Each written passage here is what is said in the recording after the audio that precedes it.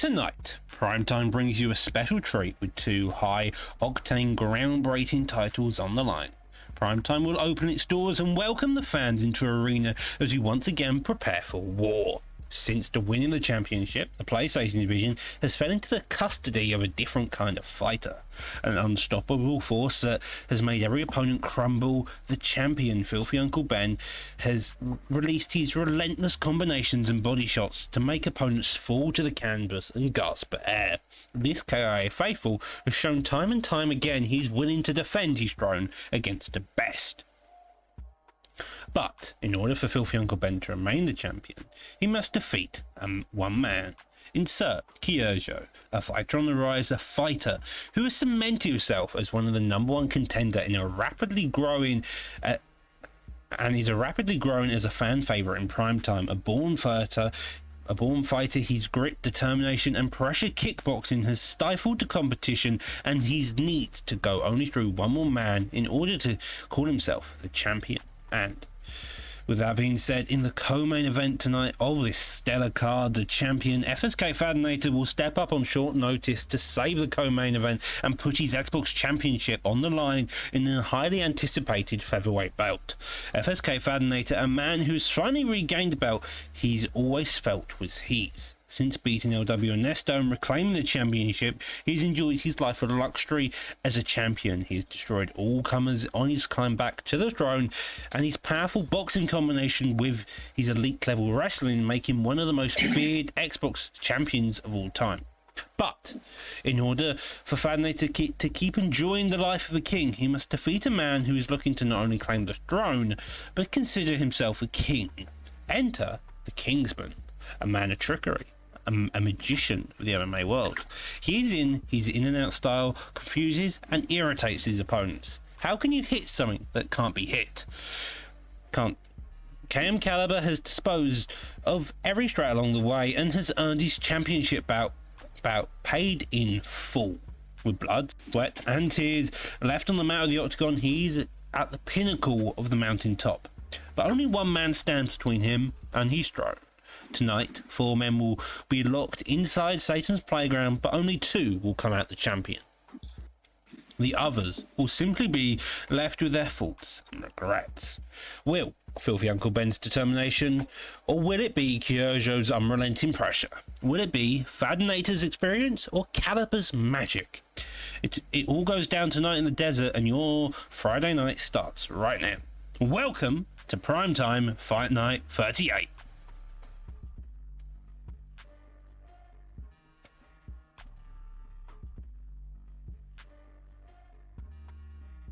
Hey guys. Hey Pudgy. Yo, what up, Jay? Listen to me. Tonight's gonna be a great night of fights. I'm really looking forward to the main event. I'm looking forward to KIA Taig. I'm looking forward to watching him fight because I've never seen him fight. Then I'm looking forward to the fight of TMF Toasty Toes versus TFA Funky, because if you have the name Toasty Toes, you got to show up. I've seen him fight, but that's a hell of a name. You agree with me, Pudgy? Toasty Toes, that's one hell of a name. I've had the pleasure of fighting with Toasty Toes in the past, and that man can strike. Same thing with Funky as well. There's too many fights that could definitely end in dramatic fashion. The biggest, which I personally think is the co-main event against Fadinator and KM Caliber. That those 2 warriors right there is going to go insane. It's just wild to me. Everything that you see on this card, as far as for anywhere from Tad versus Liam, Jimmy Slick, you got Purple Urkel, you got Sparring versus Salvador. That's really going to be a hidden gem right there. You got my man Lepo. Shout out to LW versus EK Maceo. That's just going to be a striking match. Got my man Broomstick. It's just crazy. We got Big Balls Ned. It's nuts, man. Yeah. And Doctor, have you ever seen K Tad fight? Is that Tadpole right there? Oh, that is Tadpole. Tadpole's tried to make a comeback on the PlayStation, did sadly lose to Fetal Sleep. Now's looking to make a comeback against Did Jake Paul go pulling in a related placement? Not true to the card on here, sadly. Couldn't get time to update the graphic, but instead we got Jake Paul GOAT stepping in to fight Tadpole, who recently joined up with the KI camp, and we see, as Pudgy mentioned earlier, Filthy Uncle Ben in the co-main event under a new name of KI Tag or something along those lines, if I'm not mistaken. Apologies for the mispronunciation there. Across the board, though, Jay, you do have a fantastic card. You have 2 title fights on the line. You have Stoy and you have Charles Ward versus Assassinino, which is 3-3. Both of them 3-0, looking to put a mark next to their name to really declare themselves of being worthy of title shot. You have Spartan War return. You have Toasty Toes, a fantastic fighter, Noggin, Tadpole, Jimmy Slick, and of course you have, to start us off for tonight, you have Bull Cut Bully. Hold on, one thing I actually did miss. Shout out to my man GOAT. I'm so sorry, bro. I completely overlooked you, brother. I'm so sorry. I'm so sorry. Well, You just didn't say his fight? No, because I was just like, no, because I like Jimmy, and I didn't look over and see. I was like, oh, he's fighting GOAT. Okay. And so, well, as Pudgy reels on the fact he managed to miss someone as the second fight, we go into the first fight of this evening with Def Jam versus Bull Cut Bully. Hopefully these to be ready up as we see the famous calf returning. I think we'll have a Cody in the blue corner. Cody's known for his power but not his hands, so it should be an interesting time to see if he can adapt to it and really put the power of Cody where the chin of Bull Cut is. Yeah. Honestly, bro, Bull Cut Bully has the most famous calf player. Like, once I see that, I know who I'm playing against. All I have to see is the calf. I don't even have to see the gamer tag. He's the only one who has that Rock Lee calf. And I'm interested to see how his opponent adapts to that style. Yeah, man. One thing I would say, man, is like anytime I ever seen this guy use this damn calf, it always brings joy to my face because he's like a Diaz. Like he doesn't care if he wins or loses. He just wants to go out there and just throw hands. That's why I appreciate this calf here. Well, we start off with a fairly slow pace action, both of them using those straights and the jabs to really establish the range. A kick gets met there, followed by a knee, a body kick. This seems like it's going to be the body case game and looking to see who can really work that stamina, especially with the straights down to the body early on here, Jay. Yeah, I agree with you. I think Cody need to just dig to the body and just avoid them head strikes because, as we know, 2 shots to Cody's chin will change the whole impact of the fight. Don't you agree with me, Pudgy? Absolutely.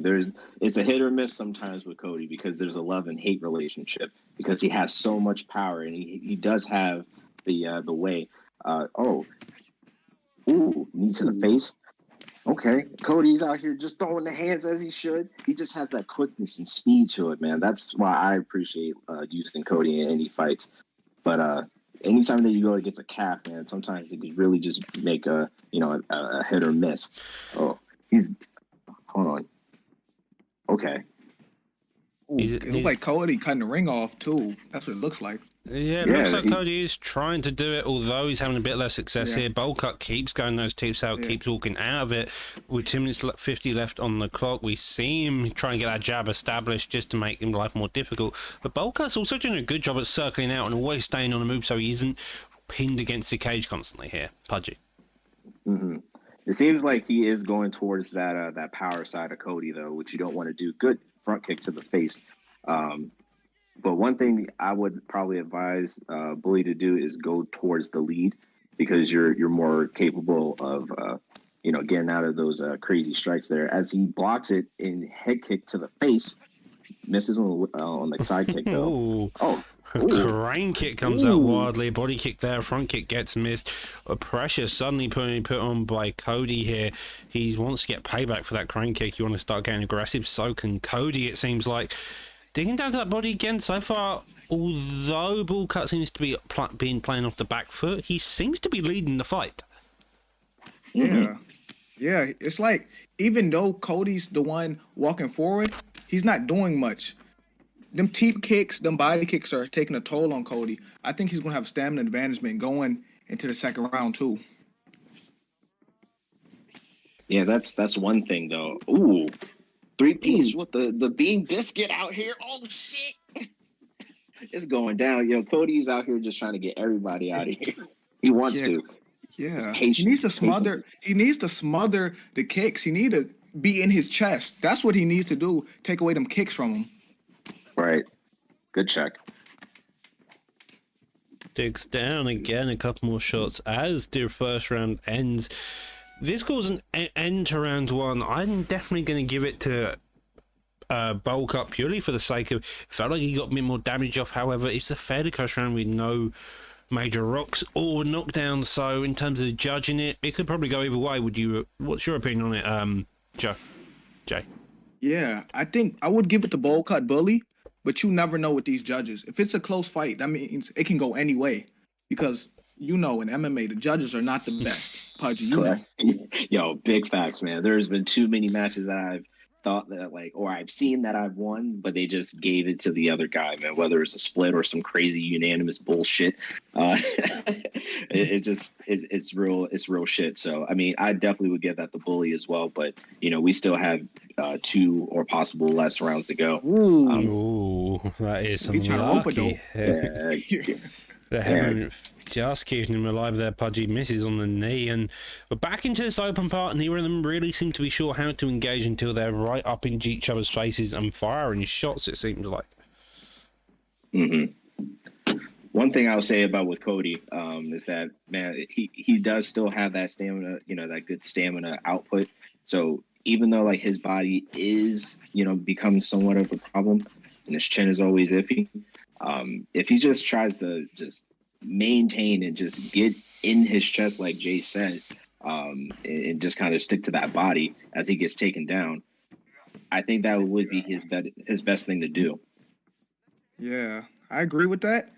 But if Cody does do that, Bowl Cut Bully need to just keep stabbing him with teep kicks. They're gonna add up. That takes permanent body damage from you. Mm-hmm. See, he is trying to go to the body, but he's also getting caught with that power hook because he's going towards that power side. Well, in terms of, he's missed a couple of those body kicks, and so far Ball Cut Bully has only really fired back with a crane kick. If he goes up with a more conventional style hook, he may risk even a stun, possibly a knockdown if he's lucky, but so far both of them Major London, we now see him against the cage, but Ball Cut's going back to that head movement, and it's working quite effectively here, Joe. Yeah, he's fighting well off his back foot. It's like Cody cuts the cage off for a second, but then he gets out and he got to chase him again. What the hell was that? Wait a minute. Well, there's an interesting thing in the half there. We were a front kick to really show us back into the mood, and slow pace action, but fast pace, I think, seems to be the case. We have some bursts a bit with overhand missing there, a crane kick there. Ball Cut really trying to land up, but can't have any success. Couple head kicks trying. Side kick does finally land, and we're back at that jab game. We're back at Cody trying to look around for any type of shots he can past that block, but for the most part, Ball Cut's block is kind of staying up, but his counters aren't doing much damage here, it seems like, Pudge. Correct. It just seems like if I was Bully, I would just try to preserve. Well, that's what. That Okay, works oh even my more. goodness. Oh, Salad, get him out of there. he may get him out of here. I don't know. Bully's looking to get, yeah. Bully's trying to get him the fuck up out of there. Well, guard. yeah, going from But there may not be enough time. There may not be. 20 seconds left on the clock. Going for a bit of ground pound in full guard. That's probably not going to do much, but that's probably secure you the round. The first round being sketchy, could go either way. Second round going 1 apiece, definitely being in the favour of Ball Cut. The third round is where it all leads to. I think, to quote Humble, the third round is always the most decisive and always is the most important round because it's what the judges remember. And with a close first round, it's definitely going to play dividends if you can do the damage in the third here, Jay. Yeah, listen to me. I think Bowl Cut Bully has the advantage going into the third because Cody has wasted his stamina. Then he got put down too. So I'm interested to see how Cody chin holds up now. Now his chin's been touched. Now it's been touched. So all you gotta do, you look at Cody too hard. He may go down. So I expect Bowl Cut Bully maybe to get him out of here. Agree with me, Pudgy? Yo, Bully gave him that front kick salad to the face. He just mashed it in his shit, bro. That was disrespectful. It was the most disrespectful thing, bro. Glove touch. Let's get into the third round. Oh, as a straight. Oh, that almost put him down right there. Well, Man, that Cody was- Chin may not hold up. It may not hold up, guys. I don't know, man. It's anything can happen in this weird ass shit. I mean, we've seen someone be looking like they're going to get tripped up and then come back with a flying knee randomly, as you said, Pudgy. And now we have a head kick being fired back. Cody's still putting on his pressure when he's got no chin, gassing out all of a sudden, trying to fire back. He doesn't, gets the body stun. Front kick goes out, switch kick gets the drop. This may be over. But the up kick keeps him in the game here. I don't know if he's still in the game. When you have power like that, of course you in the game, but it looks like he's about to be out the game. That's what it looks like. I mean, if you're still fighting, you're still in the game by my definition. Anything can happen. This is UFC 4. This is the fighting game. We know how it goes. But as time goes on, it's looking increasingly like Bullcut's going to get a finish, and he does he so. uppercutted him from hell. Masterclass. Yeah, that was nice. That was a clinic. The first round was fairly close, but as time went on, Bullcut definitely started to change up that game, started expanding on his advantages, and ended up getting that body stun in the second, followed by the knockdown. So his opponent didn't know where he was going to go and got the finish there, Joe. Yeah, I'm not going to lie to you. That was an uppercut from hell. And I told you, I expected him to get him out of there in the third because you got to touch Cody Chin. He just got to go down once. Once he go down once, it's like it just accumulates. He just gets up and gets put right back down every single time. That's the weakness of Cody, Pudgy. You agree? It happens, man. But, also the one thing, too, is that you can also make any fighter, survive when it comes down to just trying to, preserve your stamina and everything like that. My man Purple did an amazing job of just staying composed, not freaking out, doing his thing. But he just came up short today. It always happens, man. But he'll be back, better, stronger than ever. He'll go back to the drawing board. And now we have your fight, the fighter you mentioned earlier here, Pudgy. IB Goat versus Jimmy Slick, making his return in the middleweight division. So quite a bit different to the bantamweight division we were just watching. They are a bit slower, but they hit a lot harder here, Jay. Yeah. And then he's picking Nick Diaz. You know Nick Diaz boxing is on point. But you know how you slow down Nick Diaz if you're Robbie Lawler? The body and the legs. That's how you slow him down. You agree with me, Pudgy? Yeah. But here's the thing, man. It's like Nick Diaz is a very he's a wild card, man. I was just using him right before we started this shit. And one thing I'll say about with using Diaz and Lawler, both have power. One it's just nuts. It's crazy between these two. It's very electric, But just using that 5-star boxing of Diaz, man, that shit's hard to compare. It really is, man. But Robbie can hit. So yeah. And there's no HUD. Oh, this is gonna get good. I can't see. Stevie Wonder me. I cannot see anything right now. No, it's all good. This is the way how Showtime MMA does it at their promotion. Shout out to Showtime one time. Much love to those guys over there. That though, both of these are already going at it. The striking this kind of remind me of Diaz versus Lawler 2. Lawler playing on the back foot, Diaz looking to come forward and put on the boxing. So will we see Diaz crumble, or will we see Lawler just fall down here? Both of them are looking to get past that block already. Both of them trying to get that jab established, looking for any real type of counter. See that lead hook playing massive deficit to both of their games, and that body work here, dime. Yeah, that body uppercut. I thought it was sneaky at first. I thought I was the only one who noticed because that's going to add up. He mixed those in, and then one of these times, instead of throwing a jab body up, throw it to the head. It's going to mess him up. But we'll see. We'll see what happens because Robbie Lawler does have that equalizer too. So if one of them ups he got go to the head, I don't know. It may be wrapped for Nick. Somebody's going to sleep. I don't see this even going past the second round, to be honest with you. It's not going to be 3. Nah, the way how Jimmy Slick is just being very aggressive against GOAT. Just to let you know, Jimmy Slick is Robbie, GOAT is Diaz. I'm surprised you know which one's GOAT because you forgot to mention him when we were saying the fighters earlier. So I'm exactly. surprised. Yeah, I had to redeem myself. That's what happened. Good job for having the memory for once, Pudgy. And now we see Lawler dig down to that body. He's really wanting to play to beat the stamina. He's evidently taken your words into account when he's played this fight. If he's fighting Diaz, he knows the cardio's high, and so let's make that cardio fall flat. It seems 1:50 left on the clock. We can't see their stand bars or their health bars, but you could definitely assume by the blood currently on both of them that maybe Diaz is a bit more hurt. Yeah, and his body hurt too. I think his body's a little hurt. Like he's eating a few body shots. Ooh. Oh, jeez. My man's is out here swinging for the fences. This is a that's gonna waste boxing stamina. fight. This is just a pure boxing fight. I don't think we've seen either of these opponents actually throw any kicks, a lot of jabs, a lot of hooks, a lot of sneaky uppercuts. Ooh. Again, a lovely little combo there. A couple of sneaky body shots as well. Doesn't get caught to the head. That's stuff. First kick that gets thrown this fight, and he ends up with a knockdown. Lawler taunting his opponent, looking to put on this power all of a sudden. Lovely combos. Yeah, I like that. That's good will to the face. And he points at him. I wouldn't point if I got dropped. I'm not pointing at nobody if he dropped me. I mean, you're the Diaz, though. Yeah, the lead body to lead hook. Sheesh. That's a very underrated combination right there. The lead body hook to lead hook.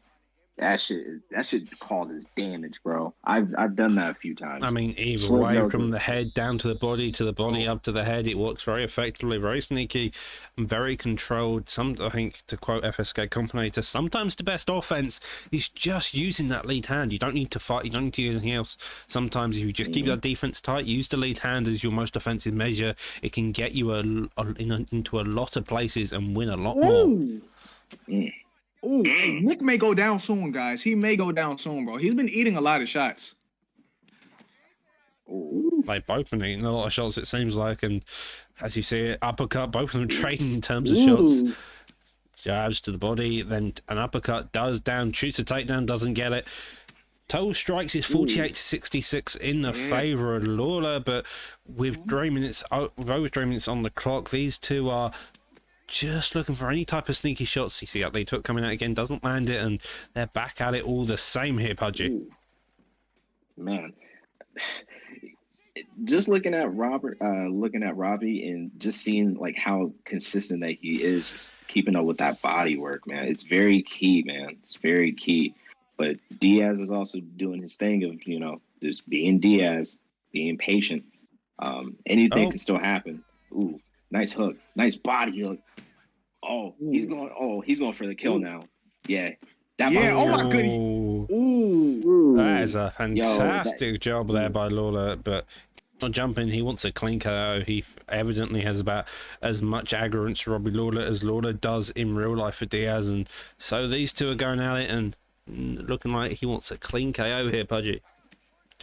Yeah, it looks like he just wants to just get him out of there, but he's just picking him apart very patiently. Goat has to mix it up, man. He has to try to take him down or something like that. Take him into uncomfortable waters, man. Yeah, I think his body's done too. Nick Diaz, like I said, he's been taking a beating. And then the thing is, if they're both trading, Robbie has the power advantage. Yeah. Like I said, it's that power. He got the power advantage, so he gonna have the advantage if they're just trading in a pocket. Yeah, that body's crunched, man. Doctor, you might have to throw in the towel, man. Oh, nearly gets him up with the uppercut though. Evidently Diaz is hoping for something. Gets the takedown suddenly. Go. This is a complete change of reversals from what we've been seeing with the knockdowns dying, but will it be enough is the question, especially with only a minute left, and he's maybe got another round if he can survive it. I think he should have been did this. Oh, it got reversed. I'm not gonna lie. Robbie doing whatever he want now. Robbie can do no wrong right now. This looks like prime Robbie. This look like the Robbie that fought Rory McDonald. This is what Robbie looks like. Like he can do no wrong. Before he got CTE, evidently. Nice elbow. Transition to sprawl. Now he's just getting hit with these body shots, man. All right. Well, we are back into this clinch position against the cage when, as I say that, the round ends. Both of these have a fairly competitive matchup, but it definitely seems like Lawler's the one who's having the most success here. The first round could be argued to go either way, but again, that second round definitely in the favour of Lawler with the knockdown. Now it's time to see how this third round will turn out here. Right. Yeah. You know what I think? I think that Nick needs a knockout. That's what I think right now. Because if I'm not mistaken, Well, that's one way to nearly do it. Wait, let me. Okay, I think he heard me. I think he heard what I said. He might be trying to go for the fences, man. Hey, it still could be any man's match when it comes to this shit, man. I think the best thing for Goat to do is to maybe take him down and just try to keep him there. But I don't know, man. Jimmy's he's just overall tough, man. Yeah, he looks real comfortable out there. The strikes is 68 to 105. Like, he's comfortable. And then Nick body is crunched too. Like, he's folding like clean laundry right now. If he hits him to the body a few more times, he's gonna fold. Ooh, he's weighing that up. He want to throw that up. Yeah, he's definitely draining that stamina. Whoa! Oh my god! That's a way to knock out your opponent. Oh, Yo, he just sent the fucking Popeyes, bro. Holy shit. Bro, he just sent his ass. Diaz will have a sore jaw in the morning, getting uppercutted as he gets throws an overhand. That is a way to knock out your opponent. Get to see it in slow motion, and just the chin and neck of Diaz collapsing afterwards. he knocked his head off his shoulders. You wouldn't want to be Diaz. Nah, bro, that dude, yeah. He just ate that shit, man. He's like, listen, man, I got you a spot at Popeyes in the line. Get this 3-piece of the soda with a side of beans and biscuits, bro. He got him out of there, Chief. And so we are on to the next side of this evening. We do have a replacement against Walker. However, it'll be Hookery. I believe he's part of the TMF camp, so we have AJS Walker versus TMF Hookery. This should be a nice fight. Both of them clean strikers, both of them effective in their approach. We are in the bantamweight division again, though, so it'll be interesting to see who gets picked in terms of 4 stars down here, Pudgy. Well, I'll say this, Doc. I've also had the pleasure of fighting Walker in numerous and different leagues and competitions and stuff like that, and he knows how to take it everywhere, man. One thing he's gonna definitely at least maybe have some adversity against his opponent there. You can't really just underestimate anybody, even though they have one, like Walker has one. Anything can always change under the bright lights, Jay. Yeah, and Pudgy, every time we get to one of these matches, you keep saying, I had the honor, the privilege of fighting him. Are you just a walking punching bag right now? No. Well, I've actually I've won against Walker, so fuck you, Jay. Anyway. A bit of bad blood in the commentary booth. Always love it. Diamond Budgie evidently need to go fight it out at one point. However, these two are already back at it. We've got Frankie Edgar versus Sonya Dung, if I'm not mistaken. Hope I'm correct. Just waiting for the name to pop up. You didn't mess up this time. I think you said it right this time. Yeah, I was. It was Song Yudong. Cool. So, Edgar already put on his pressure. He's known for his cardio. He's known for his quick-ass boxing. However, Song Yudong's coming back looking to make this statement. A couple knees there to the body. Fires a kick back there. So, both of these are going for the kind of the stamina approach, but they have got it on 5 rounds. Why is it on 5? Hold on. Oh. There's no way. Pudgy, didn't you do this? I remember watching you do this before. Didn't you put it on 5 by accident? Well, with the pace they're setting out, let's hope that these two can knock each other's heads off. They're trying to do it already. We have a leg kick there. Seems like it's an issue, but I assume the rate they're going, we probably won't see the second round, hopefully. That being all said and done here, Pudgy, both of them barely established, still aggressive. We do have the leg kicks now coming out, looking to really make your opponent think about what position you can fire here. Yeah. One thing I'll say about just using Yadong and just using Edgar, man, like just with that buff that they did, essentially to Song Yadong, as far as like with his punch speed, power, leg kicks, whatever they essentially got buffed. Shout out to Humble for that EA Sports update. Shout out to that guy. Ooh, you just see that? That was a nice combo. Oh my god, bro. You see, he shot for takedown after that combo. He felt that. He's scared of the combos. He doesn't want to be on the other end of it. So far, Song Yadong being on the back foot, but he's made the most impression on the commentary booth. But as I say that, Walker's just exceeding those slip hooks. You can beat him by throwing a lead hook, though. So Hookery decides that he just, instead of using the jab, uses the lead hook as a jab. He can always counteract it. But again, Superman Punch comes out. Using these fancy wild techniques can sometimes also get you caught, though, Jay. Yeah, I agree. But like, for real, Song Yadong, that's an underrated fighter. He's only 24, so he's still got a long way to go. So one day, I think Song Yadong could be at the top. But first, he got to get through Frankie Edgar, who may be the stepping stone and a gatekeeper for him. I'm definitely liking the striking too. Oh, Walker's hurt. Well, that's a way to put him down. The death kick, the up kick, just about managed to keep him in the fight. A minute, 20 seconds left on the clock. Tiny takes the leg kick, looking to work down that block again, chipping away. Even as the clock nearly rings the bell, really does counter the head slick, the boxing slick. But will he be able to keep this going coming into the second round, or will Edgar be able to make the adjustments here, Pudgy? It's not over until it's over, Doc. It's not over until the fat lady sings, I think is the quote there, mate. Exactly. There. Edgar has everything in his power to still, do what he needs to do, man. I think trying to mix up that wrestling that Frankie Edgar has, that's going to be his one stepping stone, because I don't think that Song Yadong has the exact best ground game there. But if he could just try to make him more uncomfortable, that's what you got to do in these matches, Jay. Yeah, but Frankie Edgar, he's pressuring, but his head health getting low. Both of their head health is low. For real, I think you see how he's backing him up. Oh, and here we go. Push him down again. Wait, this may be over. Forget everything I'm saying. This could end soon. But what I was saying was, never mind. Yeah, Forget that. He may go to sleep. He may go to sleep. And we have another knockdown. Jesus Christ. Would you like to try again, Jay? Or are we going to get another knockdown? No, I don't want to try again. Pudgy, you go. Because every time I say something, he gets put down. You go, Pudgy. I think the combination that I just saw that just fucking happened. Ooh, nice slip for Walker. He's just out. If Walker can just try to maybe slip a little more of those, man, he could definitely get a rock off if he wanted to, man. Walker's having some success slipping that stuff, but as I say, that Hookery does get him out of it. Okay. The head movement, though, keeps him in the fight. He manages to dodge any of the major shots, and now does it.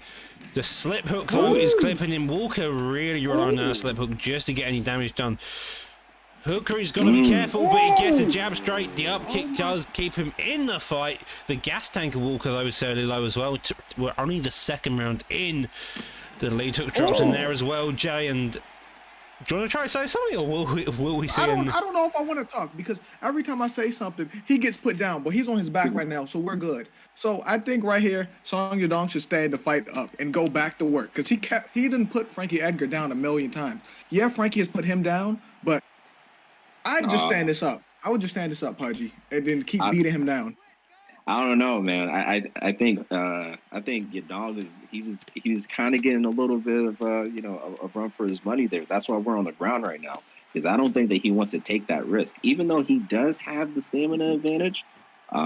He goes in the top now, and I think he's going to try to get this out. This is a deadly position to be in. Just about manages to avoid the strike, gasses his opponent out, gets to get up very cleanly. But Walker's got low stam. He's got no chin health. He's got to find a way to pull this fight back. He's dig deep is the name of the game here. Gets the slip straight overhand there. Lead hook also follows, but Hookery only needs one shot. Evidently, though, Walker may need one himself. Do it. Can Walker do it? Hold on. I feel like... Wait. The tide may be turning. Never mind. It's not. This is over. It's not turning. And this is over. This is over. He manages to survive, though. Now gas is out. Can they probably look for the get-up? Does so. And that is a call to round 2. This is a close fight.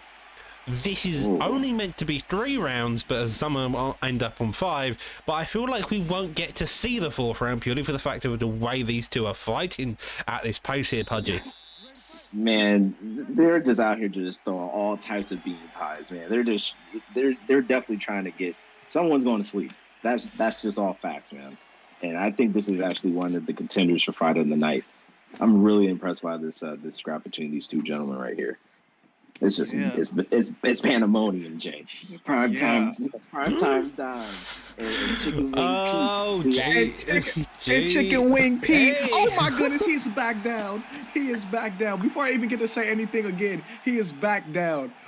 Hold on. Well, that straight clips him and now every time I talk, he and he does so. It's over. It is over.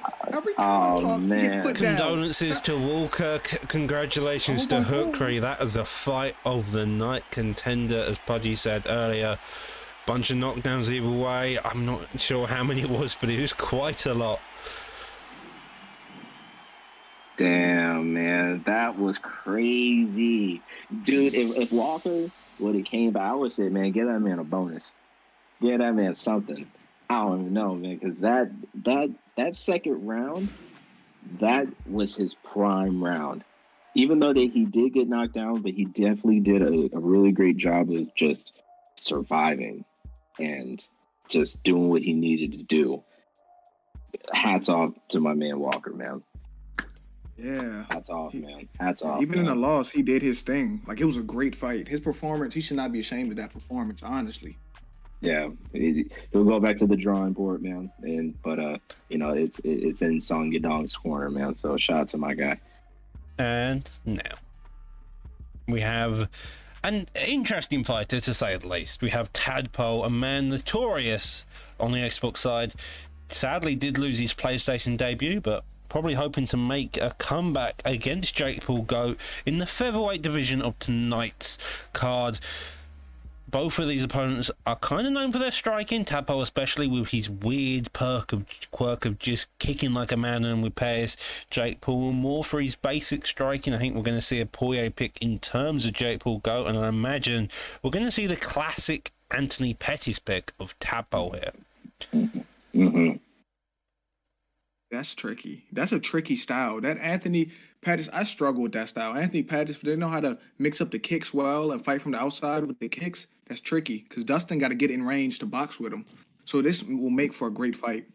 It definitely, but this is also in the featherweight division.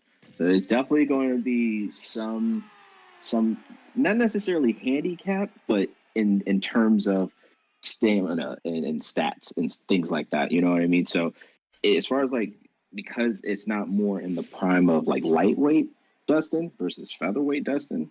The same thing for Pettis. Tadpole, he knows how to do that, man. Me and Tad, we go way back. One thing I'll say about him, man, he's always working. He's always doing what he needs to do, man. But he knows how to use Anthony Pettis, man. I'll give him that. But Jake Paul, he just knows how to throw hands too. And I don't think that this is even going to go past the first round if they want to get aggressive third doc. Well, we're on 3 rounds once, so congratulations on that part. Both of these opponents aren't really taking any foot in that process here, always digging to the body. The uppercuts are coming out. He knows the best way counting the body shots is the uppercuts, but a spinning heel kick is definitely a way to do it. Lee took there. Shots are being thrown. I can't commentate which ones, but they are landing. They're not landing all at the same time here, Joe.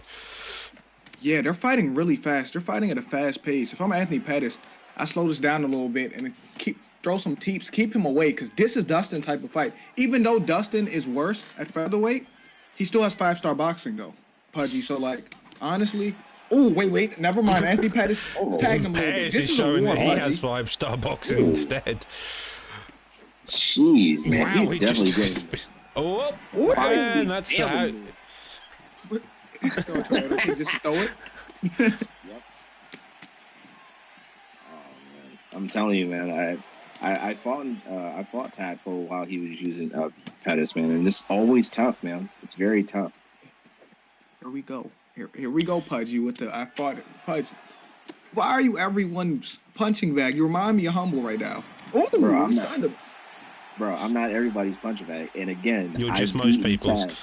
Fuck you, Jay. I'm tired of your shit, man. Well, Listen, I'll go. Tad's playing like a nut job, but he's managing to keep that cardio fairly high. See a lot of kicks, but Poirier so far is having difficulty keeping that cardio up. Every time he engages in that boxing style, Tadpole's back at him. This is a lot better performance than we saw last time, and he's doing himself well here. Overhand does land, but he doesn't get it, and pullback doesn't get it. A minute 40 left on the clock, and seems like this is Tadpole's fault. He was leading this entire fight. Back to leading with that kick as well. He's doing that kick, the kickboxing. The mix up between the two has really opened up his entire striking here, it seems like, Jay. Yeah, Tadpole's having a way better performance than last week. Ooh, he way better. I feel like last week was a minor setback for a major comeback, and this looks like the major comeback right now. Oh. He was trying to get him out of there, man. I'm telling you, man, these fucking front kick salad. He's out here just trying to give him the good old chicken crispy combinations out here with that 1-2. Jeez, man. Oh, spinning back. Yeah, I agree with Pudgy. Tadpole doing his thing, bro. His Anthony Pettis looks good. It looks real good, to be exact. It's looking very clean, bro. It's looking very clean. Oh, that pullback elbow, man. Yeah. And he taunts. Ooh. Oh, man. Sheesh, man. Round one goes to Tad, bro. By far. Tadpole started on his opponent. You could just tell how confident he was in that cage. You can tell the confidence around him passing this. That kicks, the combos. Every time they were in the pocket, he would fire off a 4-piece. Every time they were at distance, he would fire off a weird kick and then follow it with try and follow it with something else. And so far, that worked fantastically, especially working that stamina. Now we're into the second round, and it's Poirier's job to make the adjustments. Otherwise, I feel like he's going to crumble here, Pudgy. I think that Paul. I think honestly, man, if he just kind of holds his composure, I think he can actually make a comeback because we've just seen it in the last round and then the last match. So I mean, even though he does kind of. Oh, here we go. This could be big. Here we go with the comeback. See that head health of Pettis ain't looking too good right now. One big shot by Poirier. He made me Mystic Mac because there's no way he predicted that. Man, I'm telling you, bro, this game, it pisses you off, bro. It pisses you off. I agree. Well, that's a way to do it. Dodge a slip hook, now staying fairly patient. He knows the stamina's low. He only needs like one key shot to really put the lights out of Jake Paul. But he's got to find it first, and that's if Jake Paul gives up an opening for him to do it. Yeah, but these kicks are landing to the body. Ooh, but he is eating punches too. But some of these body kicks are landing. Yeah, I think Poirier just needs to be a little patient. But he's definitely doing it. He's definitely doing this thing of trying to make sure that he's not getting too hurt. But too many other body shots in that knockdown is not going to help. He's not doing too much to get hurt, as you say. He gets knocked down, narrowly avoids the question mark kick. Pettis leans into the uppercut, dodges back in a scary way. Ooh, that was a close one. If Tadpole wanted to cut a line short, but a two-touch misses to the body, lands to the head with 2 minutes left on the clock. Both of them are still going at it. Poirier is a lot more hurt, but the chin of Pettis is definitely something to be wary about. Could this be it? Could this be it? Oh, that was no, that ain't scary. it. Hey. If that was it, after all the damage Anthony Pettis has done this fight, I would have lost it. It. Good job to Tadpole for surviving that, man, because he barely got by on that, man. Barely. Man, if I was him and if I would have lost that, I would have been kind of pissed. Yeah, because all the work you put in for nothing. Because he's put on a brilliant performance to this point, and that would have been all for nothing. No, it's always for something, bro. It's always for something. It just happens, man. It really just does. It really does just happen, Jay. It's really nothing that much that you can do as he makes his way to side control and probably hold him here from the next 30. Yeah, he can just go to the next round. I have him up in this fight, and here's the thing. Look at the stamina. Dustin's still dangerous, but this stamina going to the third, Anthony Pettis has a big advantage. I don't know, man, because that was 2 knockdowns that we saw on Pettis? That was 2 knockdowns, I believe? Yeah, I think it was 2. No, do we get to see the judges' scorecards? First No, round it goes was- to Tadpole. Second round probably goes to. Oh, I don't know. That's 10 significant No. fights in the favour of Jake Paul. However, that's 2 in the favour of Tadpole, but 2 knockdowns in the favour of. That's interesting. Just interesting. All right, man. Third round. Let's get it cracking, boys. Oh, Ooh. okay. He back to Nice his late feet. denial there. Nice Yeah, late I denial thought he by was gonna Tab. keep him there. I thought he was gonna get him down. I really did. Ooh, and body That kicks body that was- up. Heads Uh-oh. up. He's pouring on that pressure. Ooh. Body shots to the stomach. That never feels good. Oh, Well, no. Gobble, Neither- gobble. yeah, neither is that either. Tadpole's Yeah. got to be careful. The uppercut near the hand. And Ooh. this is just a scary fight to commentate. You know for a fact one of them only need one shot, one wrong move, and they could be out for good. The stamina of Jake Paul's low, but the chin health of Pettis is low, and so one poorly timed counter on the fact of Tadpole, and it could be all out for him. Lovely job Ooh. there. Body- Oh, man. That body work. Work that body. Oh, That body Hey, uppercut, this that may is be down. over. He might be going for the kill. Oh, no. He decided to go back into side control. Maybe he gonna make him suffer. I don't know. Maybe he's gonna make him suffer and put him away on the ground. But them body shots was nasty a second ago. It really was, man. He definitely got it. Yeah, he gave him the 3-piece with the soda, bro.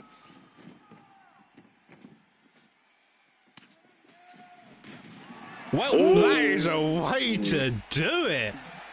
Oh, With the man. switch body kick, that's dirty. That's dirty, guys. Oh, my God, bro. He did it while he was moving, so it increased the power and the vulnerability on that, man. Like, good God. Let's see that again. Oh, he was circling straight into it. Fantastic job there by Tadpole. He knew that body was where he wanted to go. One more time for good luck. Man. Oh, man. Good job by Tab, man. He almost lost it, but at the end, he came back and prevailed. But nothing was anything short than that performance of what Jake Paul did as well, too, man. That was definitely a contender of fight of the night as well. And we're only, how many fights that we're in? Now we're into the 5th fight. It's Yeah. crazy, man. It's fucking, it's pandemonium, Jay. It's pandemonium. Yeah, bro. It started And- crazy. Yep. Like it's started real crazy. So this gonna be a great card. The way it started already, I can tell this gonna be a great card. Don't you agree with me? Mhm. Those are facts, man. Those are facts, man. Those are Well, facts. But we're now back into the Xbox division here, Pudgy. We got TFA Noggin versus the Golden Kid. I think it was previously TFA Gold. I think he's no longer with TFA, but that still means he's got all the training from the TFA's camp. So let's see if it transfers over when fighting Noggin in the lightweight division of tonight's card. this is gonna be interesting because you don't really see too many lightweight Masvidal picks, just because of the slight stamina, not stamina, but the stat difference there. But he's still a crazy boxer to even use because he still has that 5-star boxing. Yeah. But just going against McGregor, man, I just feel like that dude literally does not change in any weight division that he's in. Especially in the right hands. Especially in the right hands.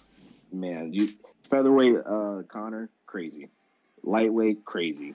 Welterweight, crazy. It feels like you're literally fighting a featherweight Connor in higher in divisions. Yeah. He moves a lot faster than all the other welterweights in that division too. Yeah, for sure, man. But I don't see this. Ooh. Well, Oh, okay. Masvidal already on the floor because of a leg kick. The uppercut and strike capitalized there on in terms. I feel like we're going to see a leg kick battle being fought with a head battle as well here. Both of them looking to chop each other's legs down to reduce that power and then start digging to that head whilst their power's down to make it easier to trade with. But so far, double leg kicks there. A couple of jabs also fired off within the first minute here, Jay, and both of them are just going at it with no really fully in that process it. Yeah, and this has nothing to do with anything, but why is Connor so bald? I'm tired of looking at this, bro. Connor's not this bald anymore, Pudgy. Like, why? Why is he just bald on this game? Because UFC caters to Connor. Those are just facts. Those are just It sometimes does seem like it. It's a very weird proposition with how good Conor is in all the weight classes you mentioned earlier. Going back to the fight though, McGregor seems like he's also winning this so far. Mustaf's trying to put the pressure on, but so far the better shots have come from Noggin, apart from in the right leg there, which had been slowly getting itself kicked out, it seems like. Yeah, Noggin has good check by Noggin on that one, but he has to protect that a lot better though, man. Masvidal is over there just chopping the wood down, bro. He's it's just going to be a matter of time that's going to be over. Yeah, he's chopping that right leg, bro. And he's not checking it either. Like, do you see it's blinking every time he kicks that right leg of Conor? It's sometimes it's very hard to check those, man. As he eats a front kick salad to the face. Yeah, it's just those calf kicks are very sneaky, man. They are very sneaky because you don't really think about it as much, but a few of those they start to add up a lot. Yeah, he's doing a good job of just trying to pressure him against that cage. Does his own lead kick as he slightly stuns him. No, the leg kick lands. That leg is constantly blinking. The left and right leg of Masvidal have been checked multiple times, so the head health is overall. So he has got less leg health overall. However, McGregor's is definitely a bit more fucked in that right leg. The constantly blinking is going to make him hold that low block a lot more and may open up the head for Masvidal if he keeps going for it. Mm-hmm. Yeah. One thing I will say though for Golden is that both of his legs they're getting damaged as well, but that's kind of how you balance it out. Versus on Noggin's side, like his right leg is just fucked. So I would advise him to go ahead and first put his now left leg messed up now. Okay, or not his left leg. Now his right leg's messed up. This may even out a little bit now. Now this may even out, but he gonna keep getting kicked in the face now because he's cautious of that leg. So now that opens up all the headshots now. So this is interesting to see how this second round will go. See, they're one of the first leg kicks to land, hitting that calf and all fire McGregor. And we enter into the second round with both of them having low leg health, both of them having decently to moderate head health, no leg health in terms of McGregor's lead leg, but that's nothing to say that he can't put on the pressure and put out the damage he needs to make a comeback in this fight here, Budgie. Ooh. Uh-oh. Ooh, okay. Yeah, he's trying to get him out of there, Doc. He's trying to get him out of there. I would just say, if I was Noggin, good check. Ooh. See, now here comes the pressure, bro. That's the notorious one. The notorious one, bro. Here it comes, man. Here it comes. I think this Conor should have mixed up some kicks too, some capoeira kicks too, some hand plants. It ain't too late, man. It's not too late.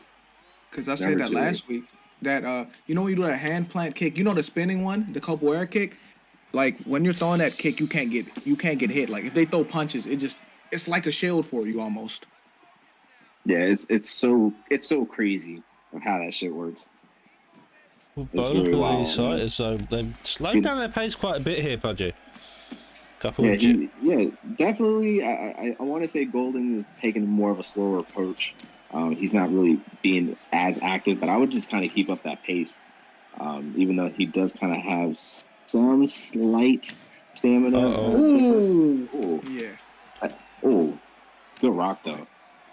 He's trying to get him out of there, Doc. Yeah. He's trying to get him out of there. Yeah, he just went after him. Every shot landed cleanly. He just wouldn't die. Uppercuts there as well. Follows. Oh my God. 2 minutes 20, and that's definitely a way to make your staple on the ground. If you get hurt, I'm going to come after you like a bull after a rag flag, and Masvidal isn't going to stop with it. Now he's retreating on the back foot. He knows McGregor's power, so it's more about for gold. It's just making sure that he times when he wants to put the right shots in here, it seems like, Joe. Yeah, I would touch his leg again. He hasn't thrown many leg kicks recently, like in the past minute, so like I'd mix it up and throw the leg kick now. Because he's not expecting it no more. Because he hasn't thrown it. Well, there you go. There we go. Ooh, but Conor's not backing down. No, he threw that fucking that elbow with intentions of knocking him the fuck out. That is so clean, man. That's so damn clean. One thing I'll say with Conor, man, like that, this fight can end at any point. Same thing with Masvidal, but he's doing it. But Masvidal's doing a really good job of just bringing all the attention to that lead leg of Conor, man. It's just not looking good right now, and that's going to slow down his speed and his power. Yeah, if I'm Conor, I want to switch stances very quickly. That left leg has not, that right leg has nothing to go on for it, and switching to that right's going to do all the better, even if we throw something. Because with that, the state of that, unless you're planning to kick your legs back, it doesn't make sense to be throwing that, having that right leg, in front. Right. One thing I'll say though is that maybe Noggin doesn't feel comfortable fighting in the orthodox stances. Though that would be one thing, because for anybody that we've ever faced, and they don't necessarily like to be in a certain stance, it's kind of like either you're doing it to try to troll me, or you're just not comfortable. And I think that Masvidal is exposing that. But I think that he just needs to keep up that pace, because he's going to have no choice but to start to switch stances at some point. You're going to have to, unless that you just feel comfortable of just banging on this, this damaged ass leg. Yeah, bro. I think his ACL may be torn. His leg may be broke, because he done ate a lot of kicks, bro. And I don't know why he hasn't switched, like you said. He's doing good. It's still a competitive fight, but switch stances. Your leg is fucked. Oh, well, never he mind. Comes back and Never mind. He doesn't need a broken leg. Oh shit, bro! It That's doesn't not matter right if he's there, got bro. a broken leg. He'll just hit you with his other leg. He's got two for a reason, and he'll use it to the best of his ability. Noggin coming back with a comeback of this evening. It seems like. Yeah. Oh my god, that's crazy. That's insane. Because this is why that's insane. Because he basically said, "My legs hurt. Fuck that. I'm gonna just knock him out. I'm gonna just end the fight." It's crazy because Noggin was out here facing so much adversity on that right leg, bro, and he just felt confident enough that he was like, you know what, fuck it, I'm just gonna throw this damn leg kick and see what happens. And then next thing you know, he just won the fucking match, man. Jeez, man, I'm mind blown, bro. I'm sorry, Doc. I don't know what to say. I don't know what to say. That was a comeback and a half. Fantastic job there by Noggin. His leg was dead, and he somehow came back and decided, okay, my lead leg's dead. I'm going to kick with my other leg, which is in perfectly fine condition. Have this as a payback. Sheesh, man. I'm mind blown, Jay. I'm sorry, bro. That right. And we're only on to the sixth fight. That was only the fifth fight of this evening. We still got the rest of the prelims to go, as well as the main card. We've had Noggin come back. We've had Tadpole. We've had Hook Cree versus Walker, which was arguably a fight and a half. You've had the ruthless Robbie Lawler versus Nick Diaz, and of course you had the Bolt Cut Bully come out and with his unique style of fighting. For sure, man. That was It's impressive. There's just been hella fights, too many to call, and we're not even out of the prelims yet, man. So I mean, I know that we're just going to get right into the to the next card, but one thing I just wanted to say before we get started: shout out to everyone who's always coming through and supporting Prime Time and supporting the community. If you guys do want to join or sign up or just be involved, link is going to be somewhere in the comments. So get you guys signed up and come through and have fun, bro. Indeed. And now we have Luciano Mob versus the ever mighty TMM Reaper. Reaper's the guy who writes the intros on our intros to our show, I guess is the best way of saying that, Diamond. He's had a bit of a tough time trying to get started, but I think now he's looking to try and make a comeback. He's got Luciano Mob in the welterweight division, looking like they're going to go Robbie Lawler and Darren Till. So we have a power puncher versus a scouse in the octagon tonight. Yeah, it's about that time, man. Like, this fight got to live up to expectations, because I haven't seen a bad fight yet today. Because, bro, that last fight still got me, like, mind blown, because he just said, fuck my leg, I'm gonna knock him out. Like, now we got Lawler versus Till, which should be an absolute banger. You know what I'm saying, Pudgy? For sure, man. It's anyone who picks a Darren Till gets a good respect, man, because Darren Till is one of like the most like underrated fighters in this game. Personally, I just think that he gets overlooked a lot.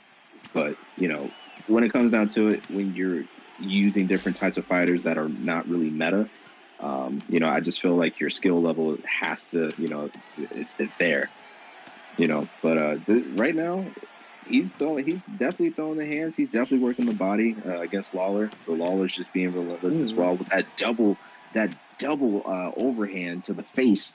Good teep by Till. Good leg kick by Lawler. Ooh. Oh. Elbow comes back to try to retaliate from the head movement there. Overhand, a lovely job with the body straight as well. Lawler looks confident, he looks stable, but the question is, can he continue to keep it going against someone like Till? And Till's just having adversity here, Dime. Yeah, Darren Till. When the match started, I was like, oh yeah, he's doing good. But Robbie Lawler has picked this up, and I think Darren Till got to try to get this momentum back. Oh. Well, that's some way to nearly come back with the momentum, nearly just getting the trip there, though, and that's going to be a bit difficult. The body kick also gets fired off, but again, steady pace, he's holding his ground. His feet is against the black line, though, so he's got to move out of the way if he wants to really push the pressure on, but we have seen people fight on the back foot countless times before here. We've seen Bully fight off the back foot earlier, so maybe that can work. Maybe as long as you're still landing strikes, fighting off the back foot isn't a bad thing, especially if they're not smothering you. If you know how to fight off the back foot, man, you can win anywhere. The best thing for anyone to do is try to stay within those lines. But, Till's rock, bro. He got to get out of there. Good job. Good job of lunging out of the way there to get out of that dangerous. Yeah, but he's back there now. Now he's back. Oh, and now he's got no head health in the top mount position. Only taking a couple of shots, and he gets finished.